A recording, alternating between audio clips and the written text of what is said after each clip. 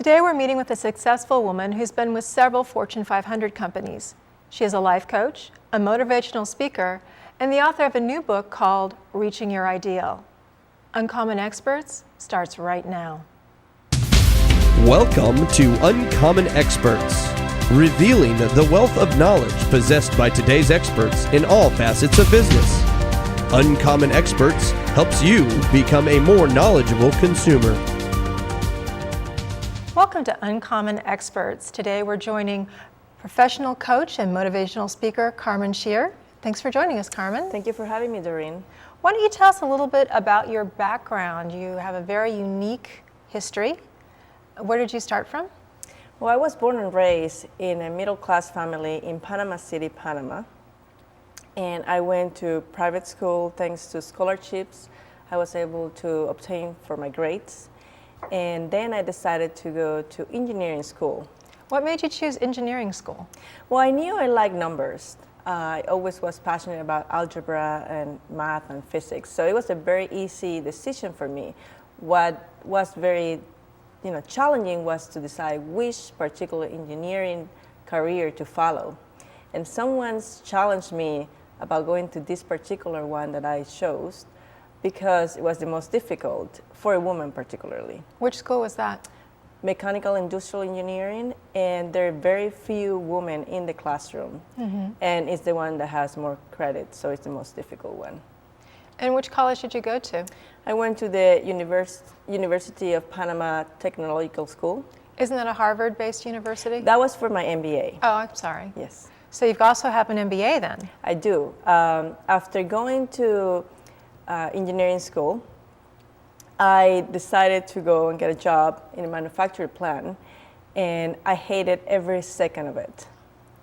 But it was one of my first forks on the road, and I decided to go and follow what I really want and I really like versus getting stuck with something that I just realized I didn't like. A lot of people would have just said, I spent 5 years becoming an engineer, I might as well just stay here.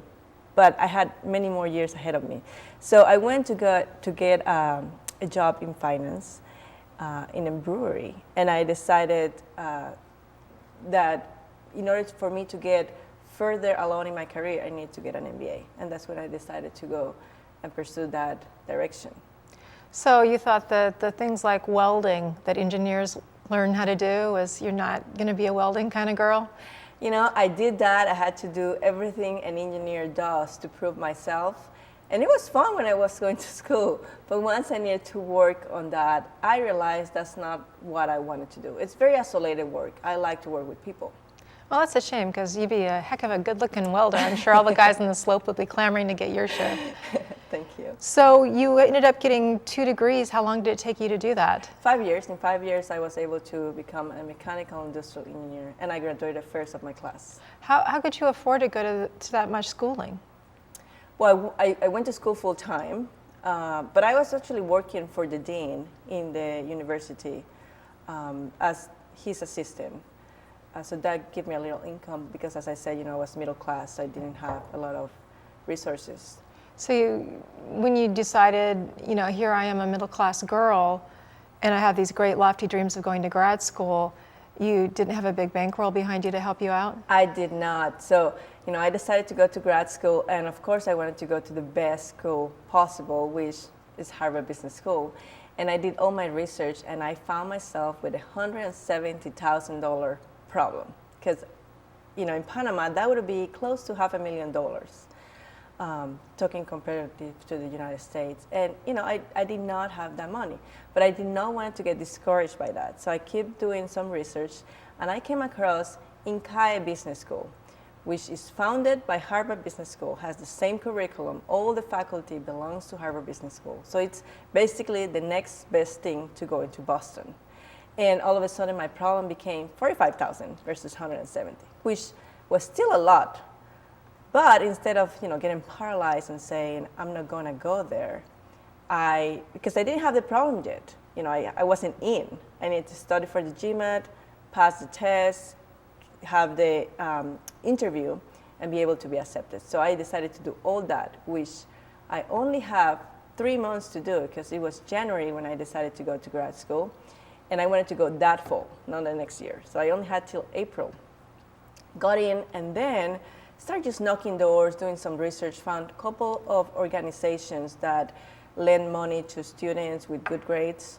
And I got 2 loans and a little bit of scholarship from the school. So I was able to go.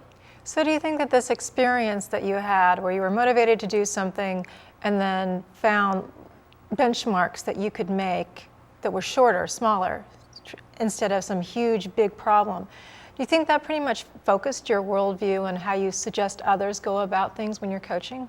Absolutely. One of the key things when you have a big goal to pursue is to chunk them into smaller goals that you can go and attack, get some gratification, some rewarding feelings, and then get energy to go and pursue the next step that is actually going to take you to your big goal. And what did you end up doing in business? So after grad school, I got a job in Hitachi Data Systems, Silicon Valley, California. That's a Japanese company? It is a Japanese company. So you had that very unique experience of working with the Japanese model. Absolutely. I was working directly with the CIO and the CLO of the company, making presentations and recommendations to the board of directors, big analysis for capital expenditure and high-tech investments, managing millions of dollars, getting promoted a couple of times in a short period of time. It was a great experience. And then you decided to leave Hitachi? I did, because it wasn't supporting my goals. My goals at the time were to become a CEO in a Fortune 500 company.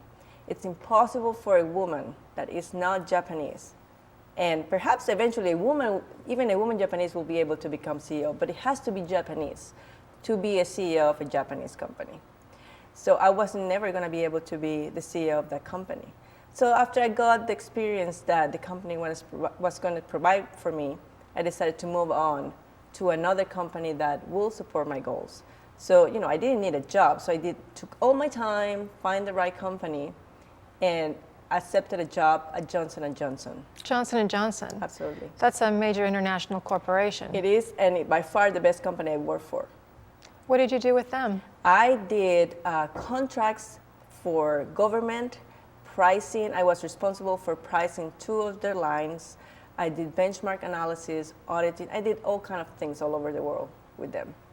So how many countries have you been to giving presentations? I've given presentations to close to a dozen countries. You must speak more than one language I then. do, English and Spanish. That's wonderful. And what kind of contracts did you work with Johnson & Johnson? There were insurance company contracts. All the line of business for Johnson & Johnson, it's related to healthcare. So we have to create these contracts for government, insurance company, regional hospitals, and be able to provide good pricing, customer service. I did a lot of the negotiations for the pricings as well. Did you also negotiate any mergers or acquisitions and that sort of thing? I did the due diligence for mergers and acquisitions, absolutely.